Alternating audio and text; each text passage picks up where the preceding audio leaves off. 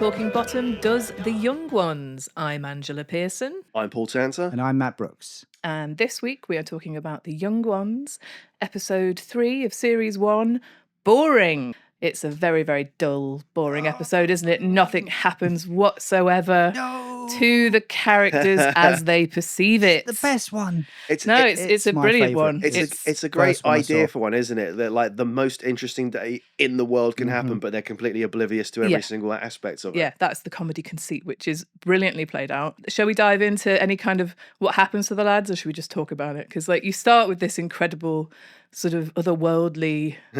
Almost like it's like Toy Story, isn't it? Like everything's coming to life in the house. We've got an old guy coming out of the broom closet past the fifth housemate as well. Right at the beginning. Earliest that the fifth housemate pops up in an episode, I believe. Well, no, they are in demolition. This is but the earliest that it happens within the first like 5 seconds. Oh, I see what you mean. I think this is where they're at their most noticeable because they're right there. They're quite well lit, and the guy walks right past them. I know what you mean. When I saw it, I thought, oh, it's Neil. I made the mistake of going, oh, it's Neil. Oh, wait, no, it's the fifth housemate. You say it's the most noticeable, but because it's also loads of otherworldly people there, the fifth housemate kind of blurs into the mishmash of those guys as well. So I didn't cotton on that was meant to be the fifth housemate. I thought that's just someone else. That's another homeless person living there, like the guy from the broom closet, you know. The opening of this, I mean, the whole conceit of this is quite emblematic of what Paul Jackson said to the writers, which was, you don't worry about how, you write it and we'll make it happen. Yeah. So even in the beginning, it's like, who would have thought, okay, what we'll have is we'll have Lord Kitchener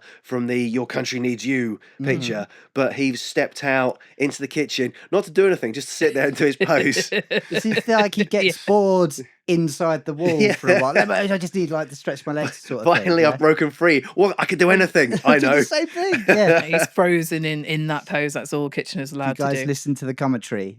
My favourite tidbit from that is when they talk about the carrot and I thought it was a chip, but scale-wise doesn't make sense. I think it's going to be a stick of butter.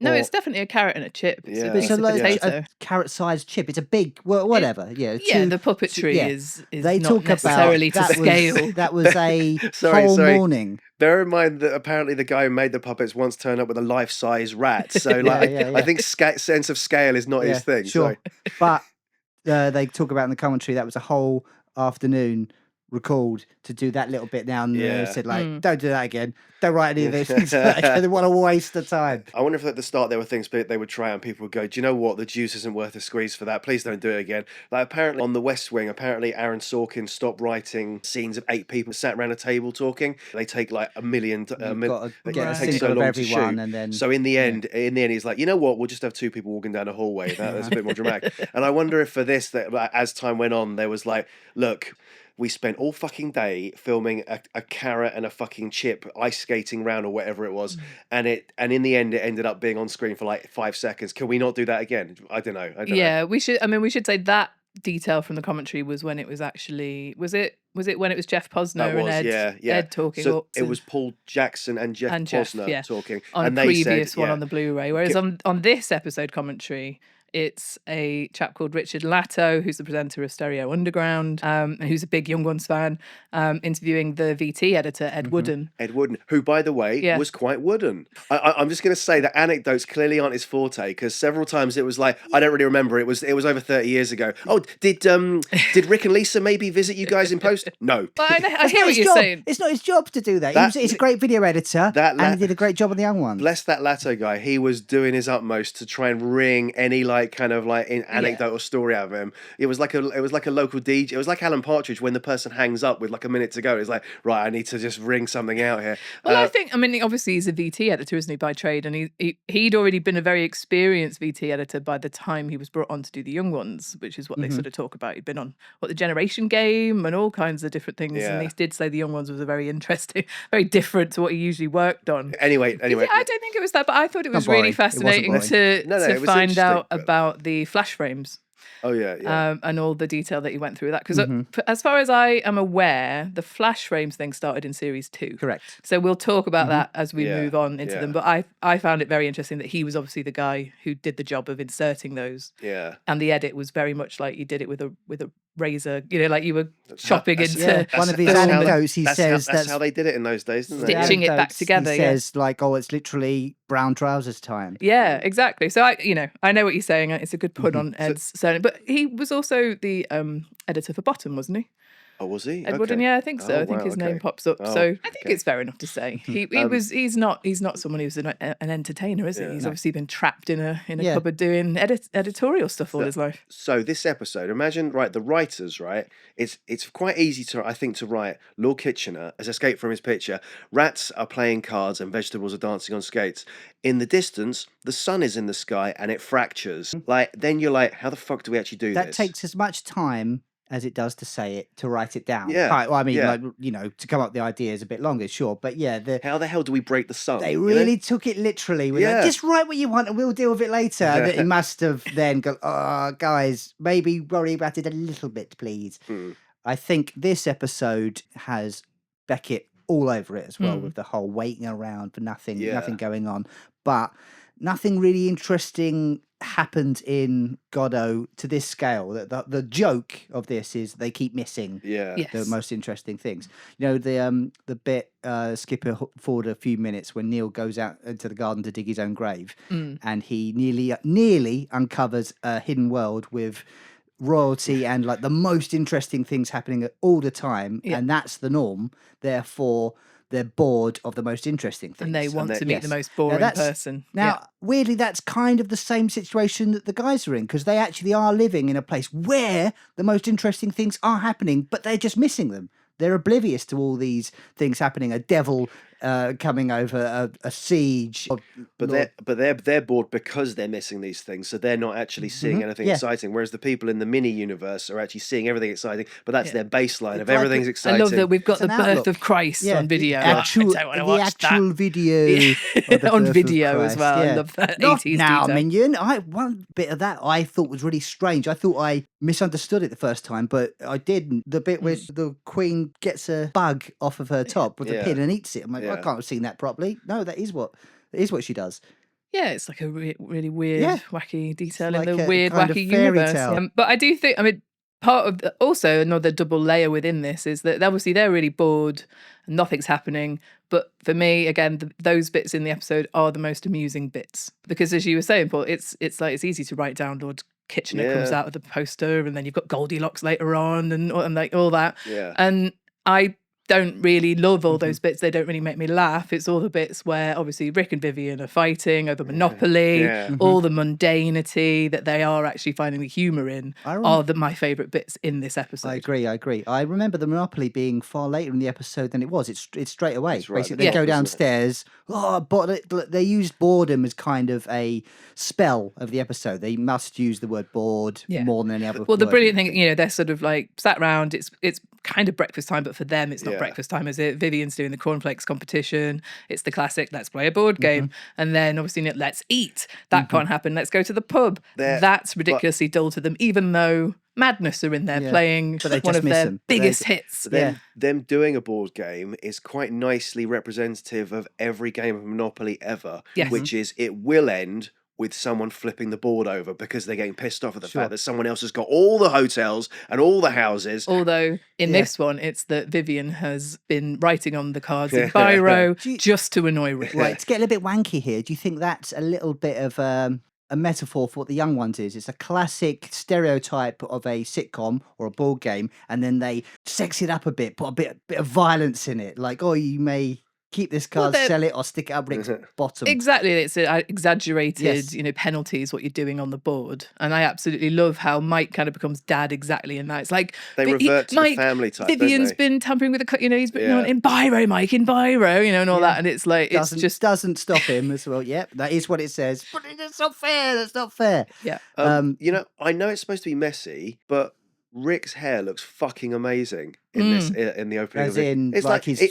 proper bed head. You know when people like models, like they do that thing of like trying to make it look like it's messy and like they just got out of bed, but it's been styled like that. It looks amazing. Yeah, well, it's the BBC costume and makeup department, the best in the world, according to Paul Jackson at the time, like second only to Hollywood. They kept saying. Yeah. Well, I think that's true. They would have been the ones with the budget and the actual expertise and all that kind of thing. But yeah, you're right. He does look amazing, and that sort of it's kind of the epitome of they've really got into the groove. Obviously, we're in episode 3, so they're all absolutely really, really We know on their form, characters aren't very they? well now. Yes, yeah. And The costumes all work in this Neil- episode. as well as they've got their family dynamic, that you see the hierarchy that's been established within the group, and it's represented really nicely by there's someone at the door, and everyone just kicks it down the Yes. pecking order until it hits Now, Neil. because Obviously, it's the first episode I saw, I didn't get where Neil says, "There's someone at the door, Neil."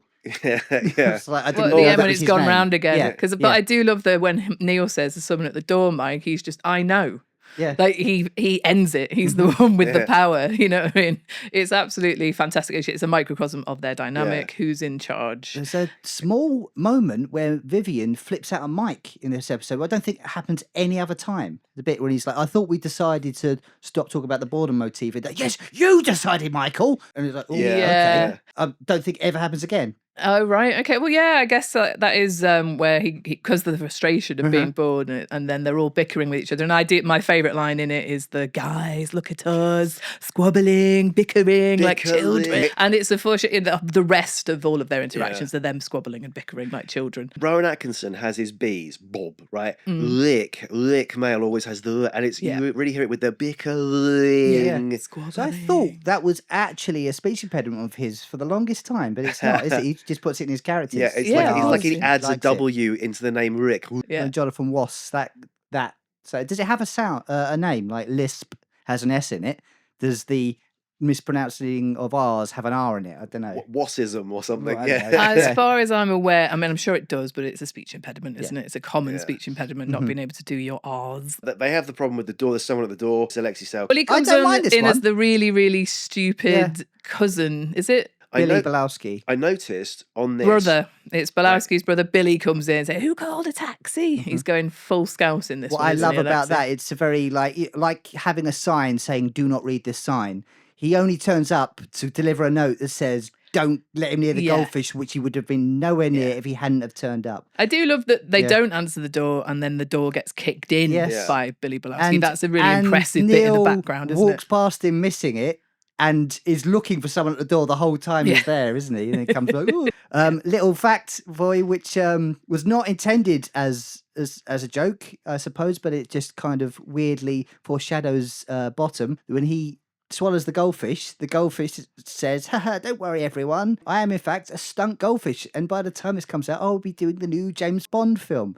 Whereas in Bottom Accident we have the stuntman going down the stairs who in reality did then go on to do the next James Bond film. Ah, yes, very, very nerdy observation there, Matt, but I like it. Yeah. It's a weird little Well, full I think circle a lot of James Bond references. A lot of stuntmen would have done Bond, I suppose. Well, yeah, that's the thing. I mean, what do you think of the puppetry on that bit in the stomach? I do think that bit is quite. Yeah, It it was doesn't. alright, It like It looks proper gross, doesn't it? Like I The like how potato wonky and- the potato's mouth is as well. Yeah. It's again those kind of cutaways. They're trying something different, and Vivian's little speech in there. I say Vivian, it's Aid's voice, isn't it? Doing the the voiceover of the goldfish, but it just doesn't Who's the potato? ever really make me laugh. Yeah, Any of those yeah. bits, they're unusual, and therefore I don't think you could have the young ones without them. But they don't really leave you Yeah, with, it's with that like proper laughter. cutaways we get in Family Guy. I was about to say, right? Do you reckon it might have worked better? All of these cutaway bits might work better if they'd just been animated cartoons rather than puppet stuff. Because Well, No, 'cause I don't mind them, but a The lot of people hate them. The puppetry is part of the charm, isn't it? Like that, there is this kind of really nice element to the Yeah. puppetry that, in and of itself, it's an art form, isn't it? So it's not. Yeah. I don't think it is that. I just think I'm always just wanting Rick, Aid, and Yeah. Nigel, Energy, Chris I back on think. screen. Is that why you think you're Yeah. missing the guys? But what about ones? Well, they're not funny enough to justify cutting away from the guys. Like these bits, you know? these animated bits are like the equivalent of like if you're watching a show and the main cast go off to like get changed for 20 seconds. So we bring on someone just to do like, we bring on the warm up person, and then you're like, fuck off, I want the main cast of the Fast Show to come back on. Get off, quick. There's enough of them that they didn't need to do that. It's 4 characters. They can just have a bit where there's 2 of them and the other 2 Yeah. having a rest. I think it just became the thing because it was done in the pilot and they thought that, well, that's what the young ones is. Well, it's we're anarchic and random. It's an unusual. It's that use your imagination, write what you want. We will make it happen. And they they went away and took that and they ran with these ideas that No. were very, very quirky and Right. original. But I just, on the rewatch, like on the Yeah. rewatch and the rewatch and the rewatch, obviously we're 40 years on, you're not going to still be guffawing at the exact same things, but I love watching the interesting play between the characters. And obviously with the Talking Bottom podcast, I love noticing when Vivian or Rick do something that it's a little bit Richie and Eddie. Like, they're the bits that I love the most. And it's interesting because some people hate Bottom and they love the young ones, or certainly don't love Bottom in the way that we do and prefer the young ones. And it's interesting to me because I'm just watching thinking, oh, that's nearly the Richie and Eddie dynamic. They were nearly there with that. Anyway, that's my tuppence. Now, we said they had the ethos of write anything you want and we'll make it happen, which brings us to Hell with Footumsh. Now, in this case, I will say they suffered the slight disadvantage of being limited by a TV studio and the budget. They're essentially in a room, aren't they? That's actually hell. Hell in this case is just a room, isn't it? Yeah. But I do like the two of them. You've got the two actors, David Rappaport, the small actor, who's in things like Time Bandits and Flood, who's in as well. and is in other stuff. And Star Trek he isn't in, right? Because that's right. He got a story about this. Star Trek fans will probably be familiar with this. There's an episode of Star Trek: The Next Generation called "The Most Toys," I think it's called, and there's an alien who like collects one-off things that are very rare, things that can't be replicated, and he kidnaps Lieutenant Commander Data because Data is a one-off. He's a sentient artificial life form. And David Rappaport started filming his scenes for this episode, and then as the collector, or as another as the character Kivas Faggio, who was like the collector character, and then he went home over the weekend and tried to gas himself in his car and like tried to kill himself. So the show was like, all right, we'll have to just basically, I don't think we can carry on with him. So they recast it. They got an actor called Saul Rubinek, who people might know from Unforgiven as the guy who's like doing people's biographies, and he was really good in it. He was really good in Star Trek. And then 2 or 3 days before that episode went out, David Rappaport shot himself in a park in the chest. He's the little devil. He's Footumsh, and then the little other devil. I like that. The other guy is what's the actor's name? Is it Roger Ashton Griffiths, who most people would probably recognise as, if you're a Game of Thrones fan, he plays Mace Tyrell, this older guy. I mean, he's older in Game of Thrones, but those are the two devils, aren't they? What's it? Footumsh, and what's the other one? Orgo, isn't it? Orgo, yeah. Yes. Or go to the cinema. So That's you want to it. go Loads shopping, of or go. Loads of people would say Orgo at various times. I bet he's conjured up constantly. It's taken me 5 millennia to get this far. Well, I just on that. It is that you've got to say Footumsh 3 times, isn't it? No, just once. You just need to Just conjure once. it. But they say it 3 times before he arrives. No, he doesn't. They mispronounce it. Footumsh. Yeah. It doesn't quite say. And it's not I until think he goes. does say it twice, but it's not meant to until be he- that it's once. Not until he says what's a Footumsh, and that's he says that exact. Yeah, I think that's a really Have nice. you just farted? It's establishing such an obscure thing so clearly, quickly. Like, oh, some weird name needs to be said, and then summons a devil. Okay, that's a bit random. And then right near the end of the episode is when he comes. Yeah, it's back the up. call. The guy that they're torturing in Hell, the guy who's in the suit, does he hit him on the nose, or does he like push like a cream cake in his face? Both.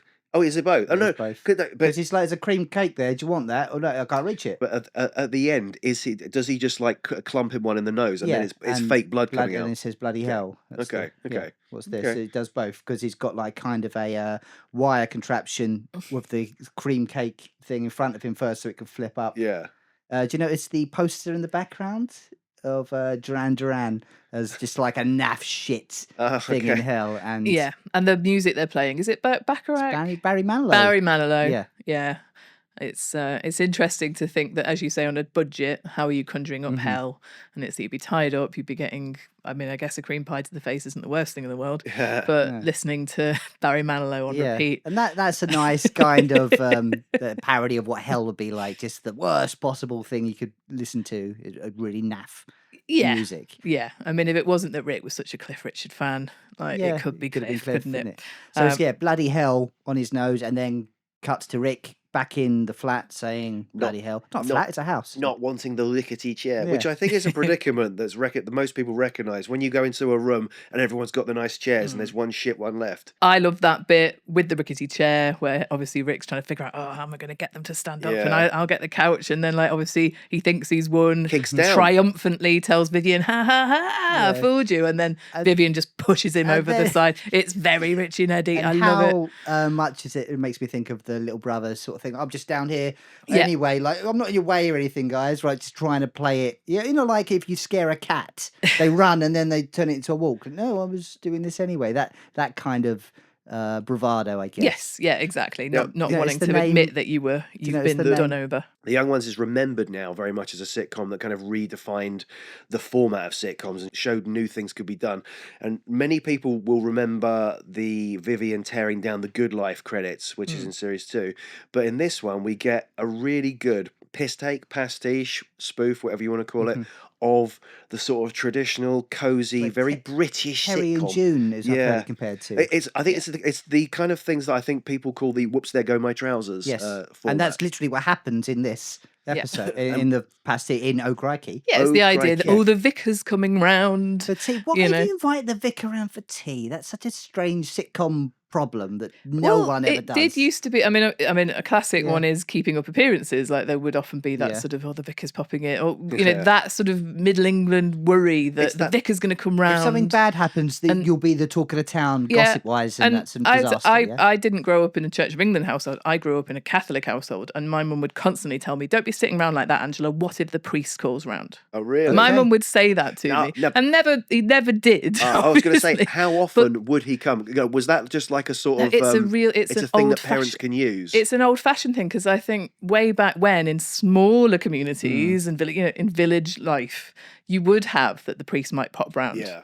So it's like having Father Christmas. We'll find out, and you won't get any toys. It's that kind of Not thing. really even that. It's like it's a genuine. The priest could pop round like they did used to do the rounds, and I think it will hark back to when they used to come round and collect the tithes, and God knows what it When you say harks pop back round, to. you They'd mean come like he round wasn't invited? He'd literally knock on the door. Hello, They'd do the rounds, yeah. Oh. They'd come round, do the rounds, check in, see how you were. Like it was a community feel. Sure. So there's this idea that they'll come round unannounced because, of course, you're thinking about a world where there were no phones, they'd never warn you, they'd just call round. Yeah, all right, that makes sense. So then. it's Wouldn't send a letter first. Yeah. So what it's playing into that attitude of, oh goodness, what if we're caught with our trousers down? Yes. And that is a very British thing anyway, isn't it? Whether it's the vicar or anyone turning up, isn't it? But the vicar's the worst possible person who could come round and find you fucking the dog in the living room. Isn't Oh Crikey on ITV? Oh, was So, it? Because they're Okay. watching Bastard Squad. I'm still saying a lot of these things are probably quiz questions. They're watching Bastard Squad, which is probably Vivian's favourite programme. It doesn't say as much, but they're like, we were all watching Bastard Squad. Yeah, Oh, I think that's one of the programs they'd all agree on watching, isn't it? They all wanna watch Neil seems happy to watch Bastard Squad, which is strange. Okay, yeah. Well, I think they'd all want to watch it, pacifist. wouldn't they? Bastard Squad is interrupted, going live 2 years after the Iranian embassy siege had kind of gripped people in the UK. We get a bit of a spoof of it here, with a reporter live on the scene who on IMDb is credited as just as TV reporter, but whose character name is Dan Prick. Yeah, And- it's Rick, isn't it? It's Dan Rick. Is it Rick doing the intro before that then? Oh, Who maybe. introduces but Dan Prick. the Oh, announcer, yeah. maybe he's the voiceover. And But Yeah. do you know what? When I was rewatching the episode and I'm watching Dan Prick do his bit, and I'm like, hang on a second, I recognise you, and I've worked with him. That's an actor called Nick Dunning, and I did a film. He was in a film I did about 10 years ago. what was his role? He was a evil Russian general, evil non-specific Eastern European general Okay, who so a kind of Russian accent. yeah, If it's yeah. not officially Russian, you can't say that's a bad accent. Yeah, okay. It was everyone just doing lots of very dodgy. There's a slur, a racial slur.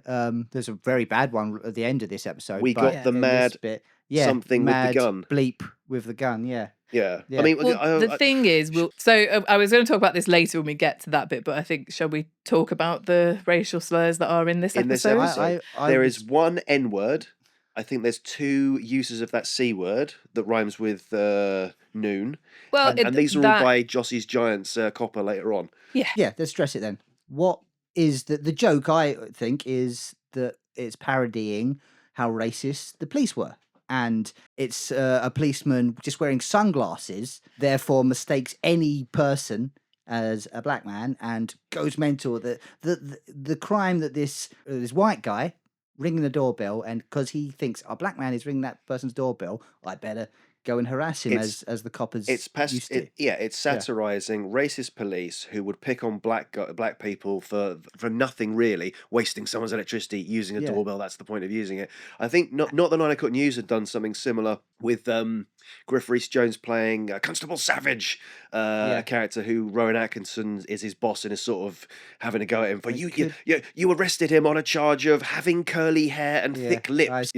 Yeah, I think the intent behind these jokes, and they were intended as satire. Yeah. The intent behind those, the use of that language, is to say how awful it is that language is in use, isn't it? It's not that it's not that they're in any way celebrating that language. They're using that language as a way to actually hold a mirror up to society and not agree with the use of that language. I would absolutely say that was the intent of Ben Elton, Lisa Mayer, Rick Mail, the entire BBC involved in that programme making. And yet, despite the fact that that's the intent behind it, on subsequent repeats, the scene with the copper always got cut. Completely butchered, isn't it? So it does. I've seen a cut of it on UK Gold where it's someone ringing the doorbell, the policeman comes up and then goes, "Oh, sorry," and then runs off. Yeah. What the hell happened there? Obviously, it makes no sense, but it's absolutely. I know we've talked about the slur that is in the Apocalypse episode of Bottom, and we've said I think that sort of ruins the joke. Whereas, that they dubbed over with yobbos the racial slur for gypsy. And I do think they are absolutely right in cutting this from the young ones. Like, the language that is used in that scene just think is of a very black archaic person and in the room having it on the background, then suddenly that's said. It's very triggering, and we can say this as free white people. Do you know what? It's not even just because it's triggering to anyone, a person of colour, or even it's triggering even to me. You hear that and you're like, oh my God, that's horrible language. Like, you don't want to hear it because it is so vile. And I think that's why they put it in, is because it's so vile. But they were saying this is what you're hearing on the street from the police. Doesn't it need in a way to make people uncomfortable because it's confronting racism in the police? It needs to do that. Yes, that was why they had it in the first place, isn't it? But I think now when you watch it, I would like to think that those words aren't necessarily in common parlance in the police anymore, because they would be. They would be put up in front of they'd be sacked for using language like that. Works the same if they didn't actually use slurs, Potentially, but the impact of that speech is that the police used to talk like that, and that's how they would regard people. And the joke is, of course, that, as you say, he's wearing sunglasses and he thinks this guy I don't even like talking about it black, and it's uncomfortable, isn't it? So we don't want to dwell on it too much, but I would say that it is right that they do cut it, because I have I can't remember what interview I was listening to, but it was from a younger kind of black performer who was saying, as they grew up in the 80s, 90s, obviously there were fans of the show, The Young Ones. Yeah. And the really horrible side effect of those words being in The Young Ones was that fans of The Young Ones would say those words to people of colour in the playground. And that's the having your cake and eat it thing, isn't it? Kids don't necessarily get the satire, do they? Yeah. And some people out there have horrible racist views. So they would use that funny line, or what they perceive to be a funny line of, that's white man's electricity you're using. And they'd use that as a weapon. Are you telling me that children would watch The Young Ones? Well, not even just playground humour, but just in general, quoting that line. Like, any fans of a show, like, I've quoted lots of lines from shows, and you have a laugh because it's like a constant callback to people who know what you're talking about. Got you in trouble at school, didn't it? Well, not necessarily even at school, but in the playground, like writing out the words do your balls hang low when I was only 8 years old or whatever I was. But I would like to think I'd never quoted anything racist to anyone, but to a person of colour. Yeah. I would like to think that, but in the 80s and 90s, a very different environment. I mean, gosh, we don't want to get into a big political debate on this podcast, but there are terrifying things happening across the world still, in America and in the UK, no doubt. So I do think you're right, Paul, in some ways. Should it be kept in so that you can still have the impact of that joke? But I just think the way in which the language can then be used is quite dangerous. And I know I'm sort of doing myself out of the argument about the Yobbos dub. Kept in. But that one does ruin that joke. Kept in with a proviso, a warning. But then even that nowadays, you get people going, bloody things need trigger. Where there's a trigger warning at the beginning of Only Fools and Horses. Because they've used offensive, now what we would consider offensive language in that now, and it gives people an informed opportunity at the start. Do I turn over now, or do I stay with it? At least I know it's coming up. What I resent about that this reflects the language of the day and the attitudes of the day. That's what I want to say. I don't think the attitudes of Rick Mayall, Ben Elton, Lisa Mayer, any of the team of the young Yeah. ones would be those attitudes. They were saying Yeah. those They're things to parodying it, have a yeah. go at the attitude. Do you see Yeah. what I mean? Yeah, yeah. It's not, Yeah. oh, be careful about watching this But program it's because it's a- got some horrible But it is attitudes a in it. comment on the negative Yeah, attitudes. I that's suppose, it. Yeah, is they what should. The warning shouldn't be it reflects the attitudes of the day. Comments It on. should be Yeah. it satirizes the attitudes of the day. Something Exactly. like We've that. skipped over exactly what the that scene is. It's about. That's the ending of the cornflakes competition where Yeah. Vivian enters to win a full Tipex. Just use the word cornflakes over and over again. He wins it the same day as well. Just the same day he sends it off. I don't even see him post it, in fact. And he's the winner of it. It's, lunacy of the young ones. I got to say, the full Tipex looks shit. It looks so naff. Oh, I It's can't remember not- what it looked like. It's like, it's kind of like a golden beige sort Right. of look. It's not as cool as Vivian's yellow Ford Anglia with flames Yeah. up the side, because even that's a bit naff. It looks rubbish. And the policeman nicks it after. I mean, just to go back, it's great that Vivian doesn't even recognise that it's his car Yeah, outside during the siege, that's isn't it? He's right. like, oh yeah, it's not my one. Yeah, Like yeah. as if anybody else has necessarily done that to their Ford Anglia and it's their street. Them Yeah. watching the siege that's unfolding outside their house that they're completely oblivious to has one of what I think is the best jokes of the young ones that has made me laugh out loud on more than one occasion, which is the gunfire goes off and Rick instantly goes, "They're dubbing that sound on." Yeah. I love that. You're like, it's just such a naysayer Yeah. because it's clearly a good one. Yeah. Yeah. But I mean, also, it kind of makes sense because he's so close to the gunfire. He's thinking, that obviously sounds fake. Yeah, I because he can hear it in suppose- real life, can't he? Yeah, so if we're going to get really literal about it, if you hear a gun shot in real life, it doesn't sound like a movie gun. No. And therefore, he might think, oh, that sounds fake. Yeah. Yeah. But I think it's just that he's such a naysayer. He didn't. Yeah. didn't Well, I believe it. love that because they're obviously watching TV as the way we all do when we watch TV. And that's the kind of dad comment almost, isn't it? Like, they're dubbing that sound on. Yeah. That's never real. I know more than all these experts. Foreshadowing of Gogglebox in a way. Them sat around watching a siege and commenting on it. Obviously, they don't really put sieges of embassies on Gogglebox for them to comment. Yeah. Right, then they go off to the pub. Yeah, right? the lentils explode, and then they decide to head to the pub in what is probably the show's. Like, there's two musical sequences in the show that I think everyone remembers when they think of a musical sequence in the young ones that fits with the music. So not the episode, you mean the whole. Within the entire show, the young ones.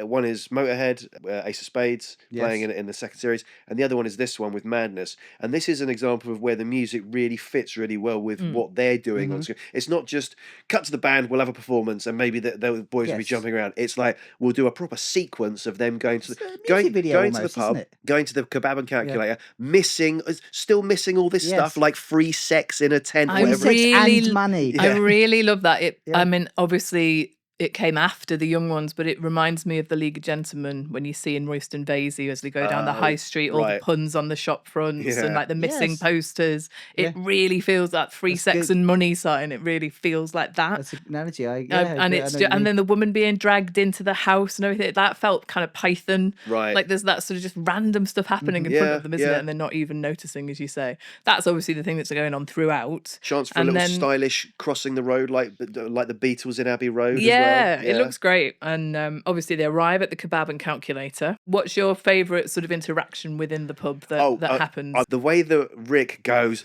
waiter! But then also... Instantly as well, isn't he? But like now has given the world a way of addressing women that I like to address women this way, especially if I know they're a staunch feminist, which is you, woman!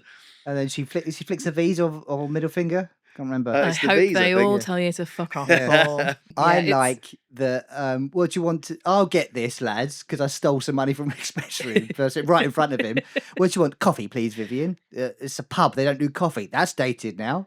All That's pubs true, do coffee. yeah. I mean, some will do coffee, but they won't be a good coffee, will they? So I still Well, wouldn't ever ask for coffee from a pub. I really. had a coffee in a pub this morning while I Was was it good? waiting. It was fine.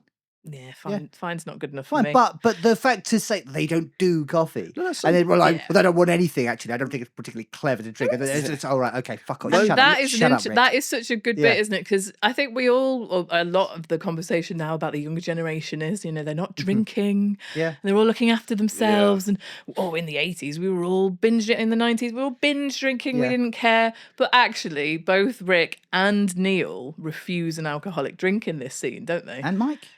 And has- Mike. And Mike has like, what I like about it is he Yeah. gets the orders in. So it's a glass of water in a straight glass, coffee which gets ignored, and then vegetarian crisps. Oh, no. And then goes up. Oh, yeah. And gets everyone's orders wrong. It's like I have a pint of water, a roast ox crisps. I always assumed And mine's a baby sham. that he asked for roast ox crisps deliberately because he's fucking with Neil. Yeah. Oh, can they just be vegetarian ones? yeah. Okay, I'll get you the meatiest flavour you can possibly get. Maybe. Well, I asked what's your favourite bit because I think there are so many rich, brilliant lines Yeah. within this little scene in the pub, aren't there? I mean, obviously, the very classic one where they do say to Madness, well, Rick says to Madness, you can place Summer Holiday by Cliff Richard. Yeah. And obviously, Suggs get his brilliant line, which is like, you hum it, I'll smash your face in. Yeah. Oh, go Which sit shows over he's there, got yeah. comedy chops, He doesn't he, does. Suggs? Like, the way he delivers that line Now, is do you absolutely know superb. there was a pilot? Basically, Ben Elton was involved Yeah. of Madness. Basically, it's kind of like a cross between the Monkeys and the Young Ones. really? With Yeah. Madness After this, after this. Or a yeah. sitcom. how long with after? Madness How long in. after this did this happen? Not sure exactly what year it would have been, but it was when Madness were obviously at their height. I mean, So- they went to number one with so House of Fun, didn't they? It was Madness playing themselves. Yeah. Yeah. Written by Ben Elton. A bit. I and- think he's got some involvement. I don't need to look up exactly what the thing is. Yeah, he talks about his autobiography. What- It was a what- pilot. Let and me it never guess. went Let me anywhere. guess. It was called House of Fun. I actually can't remember what the working title of it was. Oh no, or Our House House. of Madness. Our Our House. I House, it reckon would- it would have been Our House, Yeah. actually, wouldn't it? Madness. No, I reckon If Our only we could House. Google these Yeah. things. I think it is Our House, but anyway, yeah, that and Vivian's then mum. Vivian's mum. yeah. So the Yeah. other favourite bits of mine are definitely when Vivian's mum's introduced and Rick does a very, very smart Alec kind of like, I Yeah. didn't know your mother was a bartender, Vivian, and then the brilliant, almost Eddie like she was a shoplifter when I knew her. But I knew it. You So, know. like, he doesn't know her because he goes for the whole order before then. Oh, hello, mum. Yeah, Yeah. And it's nice to see kind of where Vivian gets his violence from. I think. Because they both Yeah. hit Rick, don't they? Yeah, when Rick gets knocked over, she kicks him, which I never noticed until this rewatch. It's a little really I like think that was scripted. I think it was kind of a like, go on, join in sort of thing. A joke which no longer plays as a joke. £28.50 for a round doesn't actually seem that expensive now, Yeah. but No, it it's was pretty good, isn't and it? also, and she pockets it all. Yeah. I've only got a five. I have the ring and the watch The as ring well. and the watch. Yeah, It's no. your son. It's your son. That's so much funnier. That it's not only is she on the take, she doesn't even give him a discount. Oh, This yeah. is all going in her pocket. Yeah, Yeah. she didn't Fucking give a well funny. shit, does she? Yeah. Now And this then may be Vivian's mum, but for once, Mike actually gets genuine interest from a woman. I think this might be the only time in the show he's actually got real. He's actually getting a woman interested in him, yes, isn't he? yeah. And she's obviously an older woman, Yeah. even than Mike in the Yeah. show. Cinderella shows him a little bit of interest, but she is trying to get away in interesting the party. But I think you're right. Yeah, this one she actually. It plays into the Cottons I'm a onto him. womanizing, ladies' man and he's like, stereotype. Viv, help. Yeah, help. yeah, and he wants to get away from Yeah. it, doesn't he? Yeah, because he actually can't handle it when it's Yeah. when it's reality. Then do you but- think the line "still talking to the old bag about your herpes" is Rick helping Mike to get away, or is he just? No, he's fucking with him. Yeah. I think he is fucking Mm. with him, even though. But he does say help, doesn't he? So maybe I think it's unintentional. It's a bit of I don't both. think he's trying to help him. I think somewhere. But I do love how he also he asks her, "Why did you give Vivian a girl's name?" Yeah, I Which- never recognised Vivian as a girl's name originally because the first time I ever heard Vivian was from the Young Ones. So that's what Vivian is. When I hear Vivian, I think of the Young Ones. Right. Didn't okay. know it was a girl's name. It's the joke. It's that You he's think of it as a masculine name, yeah, then. Is he's it- a girly. He's not a girly character at all. Yeah. Got a girl's name. That's the joke. Does it depend on the spelling? Is it like if it's VY, is it man, and then if it's VI, is it woman, or does it not matter? I have I've only never ever met a Vivian in real life that's a man. I've met a couple of females. females sound like. Fe- Yeah. I've met a couple of lady Vivians. Stop never boasting. Single. Stop never. boasting, Matt. You met a couple of females. Never. Now, I've never met a male Vivian. I think Okay. it's part of the Young Ones that Yeah. they named him Vivian, and it's Yeah. spelt wrong, isn't it? It's with a Y. Yeah. Whereas Vivian, the girl's name, is with the I. So Okay. I don't actually know whether there are any men called Vivian. I've never met. If you're out there and you're called Vivian because maybe your parents were fans of the Young Ones, then that's why they gave you a girl's name, I guess. But I love it because Adrian Edmondson hates his name, doesn't he? Because there were a lot of people who kind of teased him growing up about him having a name that could also be a girl's name. So I think it's a bit of an in-joke by Rick I do. to name the character Yes. Vivian and then that line be in this episode. I don't know. We'd have to ask. I think it's unusual, the bit when they leave. It's a throwaway line. What do you guys think of it? Rick says, basically, we're cutting into at the end of a conversation. Rick says, well, it's perfectly simple, Neil, because you're conservative. Say that again. What's the line? Rick says to Neil, while Neil's saying, well, I don't think that pubs should blah, blah, blah, blah. He said, well, it's perfectly simple, Neil, because you're conservative. Well, actually, I think out of the way. It gets all funny with him. I think that might be conservative with a small c. Which means? That Rick is accusing him of being, which is like traditional and old-fashioned and all that kind of thing. Yeah, it doesn't make any sense to me that I don't Neil know would if I don't think he'd be accusing him of being a Tory as such. Okay. But then again, Rick's character accuses everyone of being a fascist. So maybe he is insinuating that Neil, of all people, is a conservative with a capital C. But I think you can't take any of the opinions from Rick the poet as Rick the student, as fact. And now I think it's time for a word from our sponsor.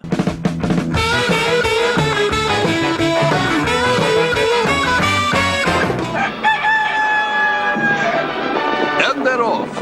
Where's my car? I'm dreadfully sorry, chaps, but I had to give your cars to Kellogg's Cornflakes. Yes, now anyone can have their own set of classic model racing cars. They're free when you send off the tokens from Kellogg's Cornflakes. There you are, you see? I told you, chaps. Kellogg's Cornflakes have got them. There's your one, Jerry.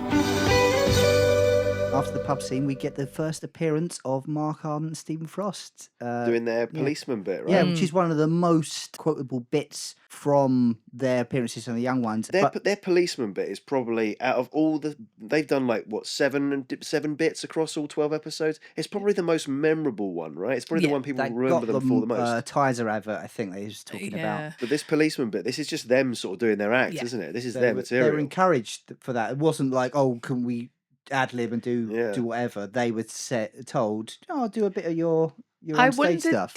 Was it a written piece that they'd already done, or do you reckon they wrote it especially for the Young Ones, this little skit of two stupid policemen? I think they'd seen, I think they'd done some stuff similar like that like doing the thing with your leg, apparently, is what was said. It's so good, isn't it? Of like Rick Bell, Lisa Mayer, Ben Elton, and all the team behind this show who like you get your commission for a sitcom and you're like, brilliant, right? We're going to bring all these people who we know and like and respect with us. You can have a role. You can have a role. Hey guys, you got 2 minutes. The material's yours. Do whatever you want. It's not. It's not. Can you open a door for us and smile? Can you do your bit, your stuff that you're famous for, and champion you, showcase you? Yeah, it's amazing. I don't think that's proper. What's the word? It's like it's putting your hand down to help people up, sort of thing. There's that. It's the opposite of pulling the ladder up. If you want to play devil's advocate, you could say that in the 80s and 90s there was very much a sort of jobs for the boys element of casting. So, it was that you brought in people that you knew would be great. Yeah. But I would agree with you guys, by the way. I'm just playing devil's advocate, that I think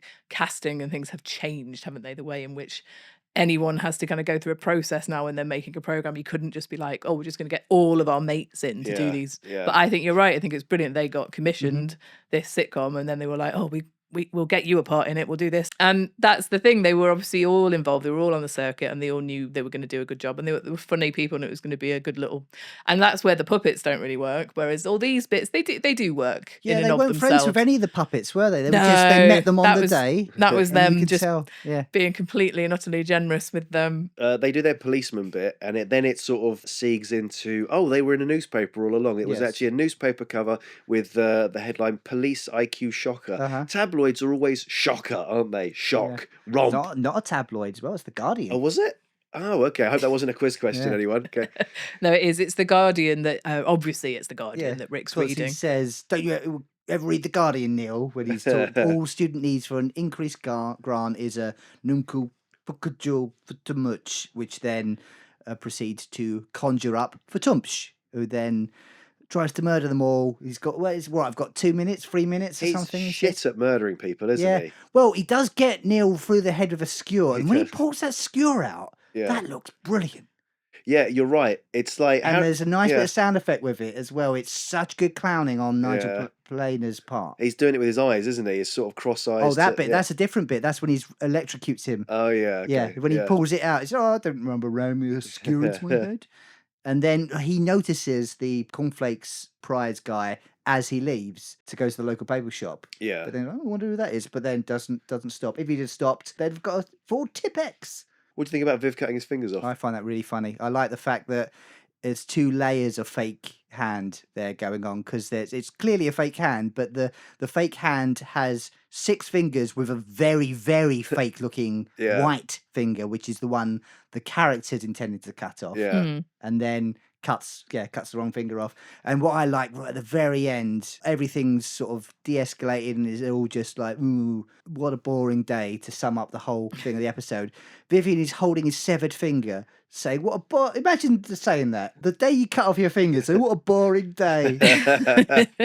I mean, it's in Bottom, isn't it, with Richie chopping his finger off. Yeah, but he didn't say that was boring, did he? He was very excited. No, it was but Christmas. Yeah, the idea of like chopping your finger off, obviously, by wanting to do a trick is very Vivian, isn't it? Whereas obviously Richie's just distracted when he does it in Bottom. But I do love that there isn't as much of a blood spurt as there in this one. It's actually quite underplayed how he kind of walks out the room just going, ow, ow, you know. Yeah, and then Neil finds it, didn't he? Oh, Vivian, you can cut off one of your fingers.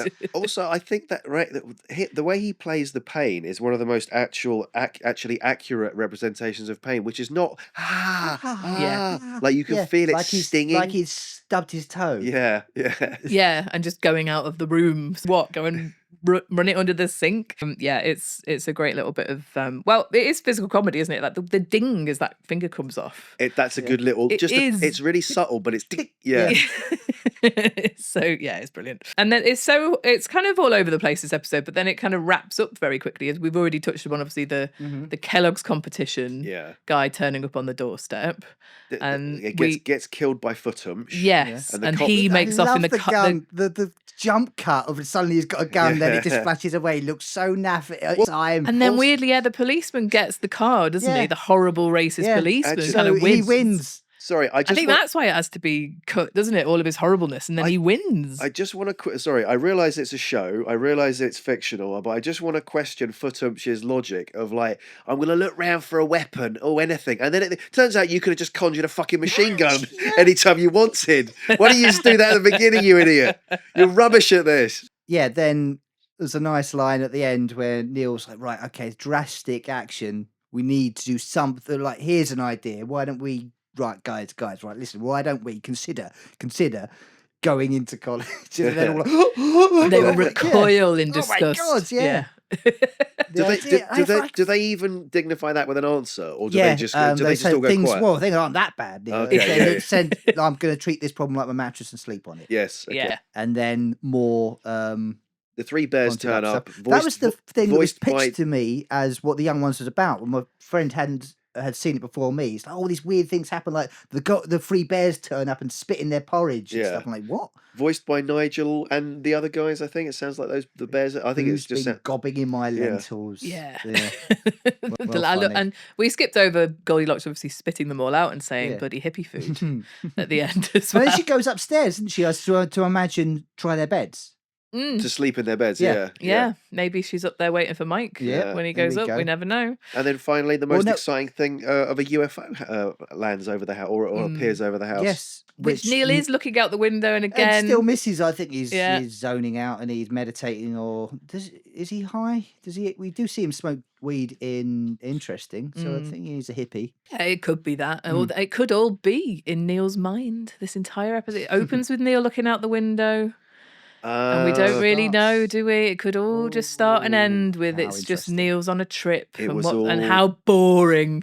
Oh, that's just like you, Neil, isn't it? You're so boring. All you'd imagine is the most boring day ever. You imagine? No. You know what, Neil? You imagine the most exciting day ever, but you also imagine yourself being oblivious to it. You fucking hippie. Exactly. It could be. It could be. What I do like about the commentary on this one as well is how Ed and Paul come in at the very end. Oh yeah, they Phoned him walk. up. Yeah. Then they're like, oh, it's been like 29 years since we saw each What have other. you been or up whatever. to? Nothing. All right, bye. No, it's so quick at the end, but it's clearly that when they were doing the commentary for the Blu-ray, they were kind of in and out of the recording, and like, I don't know how many days it would have taken to do it.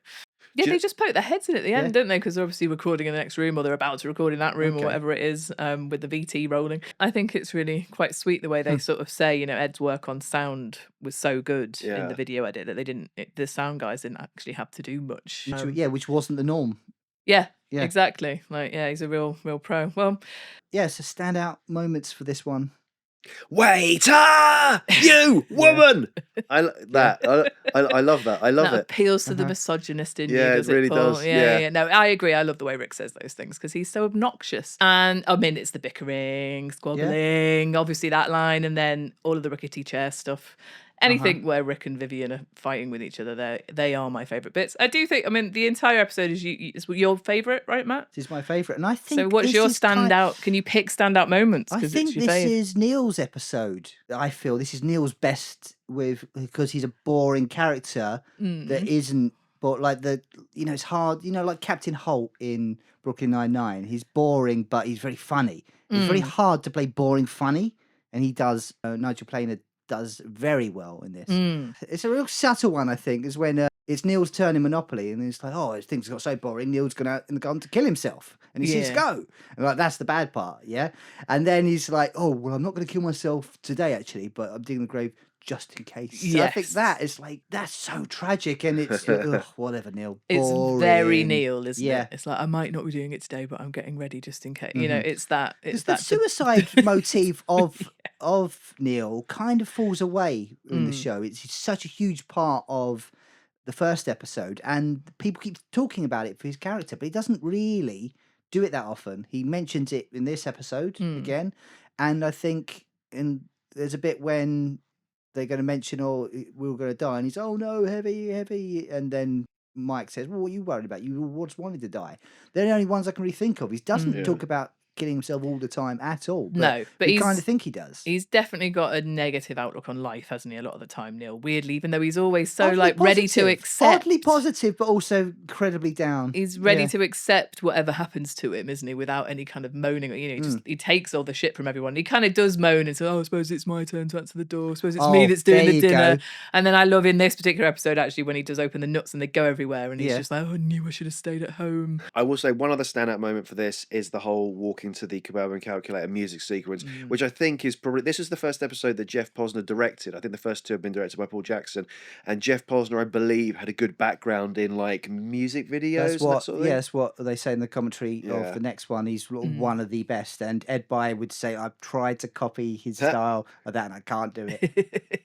That's high praise. It is, because it is such a, it's another really full episode of lots of different ideas, quite literally loads of different things crammed in, isn't it? Like I think, but the bit in the pub I think is just a great little build-up sketch, like in and of itself. And Madness, the song in this one is, I much prefer it when wonderfully fun to listen to, as well as the first time I'd heard it. In fact, the first time I'd heard that song, didn't realise they were a real band. Do you know what? It helps that the song has endured through time to now, and we still listen to it now. Some of the songs in it that get played in the young ones, you watch it and you're like, I don't really remember that band, or I don't really remember that song. But because Madness have stood the test of time, it feels quite timeless. It doesn't feel dated. And it feels very the young ones, doesn't it? Yeah. It's absolutely sums up the young 80s feel of, you know. They could have. It's a great pace to it. This could be a song that sums up the young ones. Like it could even be the credits. Welcome to the House of Fun. Well, if they hadn't called it the Young Ones and done a Cliff Richard pastiche, yeah. I mean, I know what you're saying. Yeah, it like I said, it sums up that feeling of like the early 80s. The show, do you think the song would have maintained its popular culture-ness if it hadn't been the Young Ones? Do you think that? I think without it still would have been. I think it'd still be a catchy tune that people remember, but I think it's become associated. Well, you know what? Actually, I'm going to have my cake and eat it with this. In that, I think the song has been boosted by the Young Ones, but I think Ace of Spades still would have been a massive hit, and without the Young Ones anyway. Yeah. But I think this got that song in front of the ears of a lot of kids. Because how new were Madness when this came out? I would say that they were brought into this because they'd already had it as a hit. So Okay. You wouldn't play a brand new song on the young ones, I suppose. You're going to play your hit. yeah, I think they wanted them in it, and obviously Madness come back and they're in another episode, aren't Yeah. they? So there was obviously we want these guys in because they're really popular. House of Fun was number 1 in May 1982. So Very they were recent. filming this in the Okay. August, weren't they? So that's why. So that it absolutely was a hit, Play your hit. notwithstanding them being in they were Yeah. in the Young Ones because they had that I hit. prefer So it when the they don't owe anything episode- at all to the Young Ones. No, but would it have faded? Is what I mean. But I much prefer when the bands are part of the story Yeah. instead of just something Mm. random that's kind of like treated like a cutaway. And this is the first one where they do actually kind of acknowledge the band properly. I mean, obviously, you Well, sort of in talk to Oil- Alexi, don't Yeah, you? in Oil, but yeah, that it just doesn't really count as a band. I Well, would say it this is- kind of does. Yeah, This but- this certainly is. This is As where fu- you can't yeah. attribute any of the success Yeah. of the bands in the Young Ones to the Young Ones, As- because it's definitely that they were famous and fantastic Mm. in their own right in terms of Madness. I wouldn't, we were talking about how they brought in like friends, they brought in, other people on the circuit. Alexi had a band. So why wouldn't you say, yeah, sure, your band can do Yeah, it one week, yeah. And as Paul probably remembers, Jobs for the it's, boys. it's not. We haven't got someone this week, so go on, Alexi. Yeah, let's get you in. And it was the very first one when they were rushing getting these episodes done, right? Because of the whole comic strip thing that we've already gone over. All right, I think it's time for a quiz. Have Right. you both chosen your sphincter noises, I'm putting my- boys? yes, I'm putting my notes away as well. I'm going to go with this part. And- Nice, short, and quick. Uh-huh. And I'm going to go with this. Different enough. Great. Yeah, very good. All right, I shall start the quiz for boring. What song is playing after the credits play in?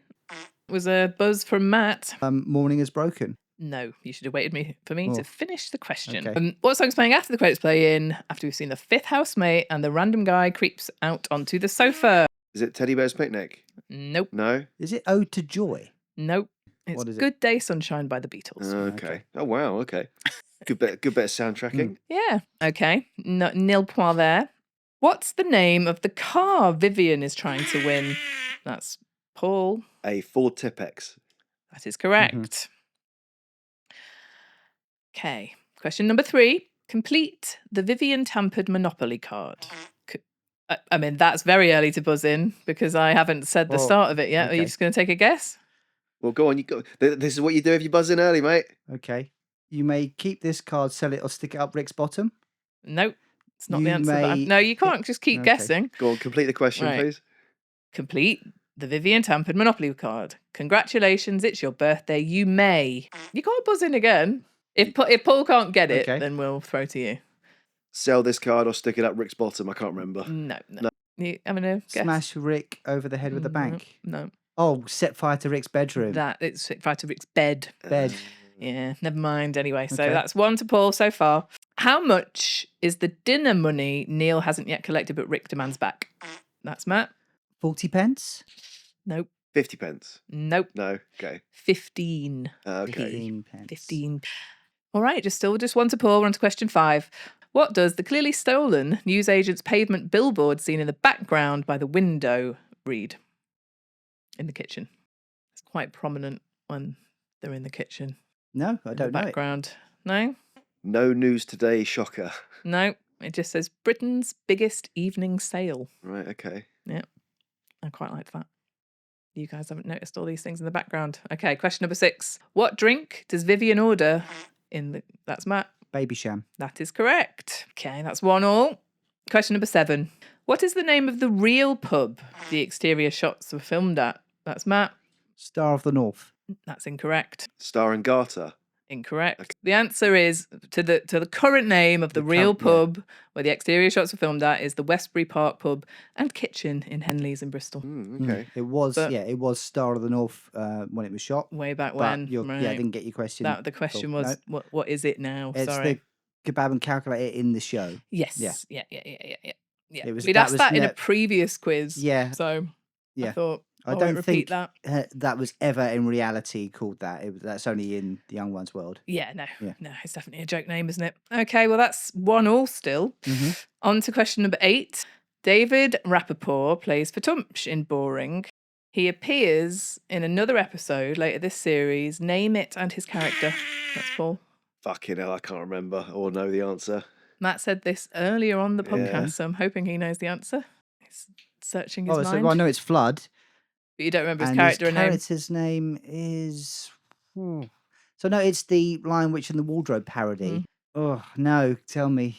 Shirley. Shirley. Oh, that's right. Yeah, Shirley. Yeah, Shirley. Was better than Vivian by any chance. Yeah, of course, Shirley. Yeah. All right. Damn Well, it.